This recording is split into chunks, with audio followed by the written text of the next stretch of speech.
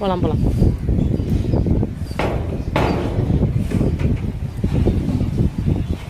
எல்லாத்துக்கும் ஃப்ரெஷ்ஷாக கழுவி விட்டு க்ளீன் பண்ணிவிட்டு மாடி தோட்டத்தை க்ளீன் பண்ணியாச்சு. கத்திரிக்காவை கட் பண்ணிவிடுவோமா? இது என்னக்கா இது தர்பூசணியா வெள்ளேரி பிஞ்சான்னு தெரிலக்கா. ஒன்று காய்ச்சிருக்கு. இதோ தர்பூசணி வெள்ளேரி தான் நீட்டாக விடும். இது குண்டு வெள்ளரியும் இருக்குக்கா. கத்திரிக்காவை கட் பண்ணிடலாம். இங்கே பாருங்க அழகாக இன்னும் கொஞ்சம் பெருக்கும். சரி அவ்வளோ. இந்த செடி போன வருஷத்து செடிக்கா இது. அதான் இப்போ இருக்கு, வாங்கிட்டு வச்சிருக்கேன் விதை நிறையா. இந்த பாருங்க நீல கத்திரிக்காய் அழகாக குண்டு குண்டா சூப்பராக. நேற்றே பறிச்சுருந்தா கத்திரிக்காய் பொரியல் பண்ணி கொடுத்துடலாம் மச்சானுக்கு. இன்றைக்கி செஞ்சு கொடுப்போம். கீழா நெல்லி கஷாயம் இன்னைக்கு.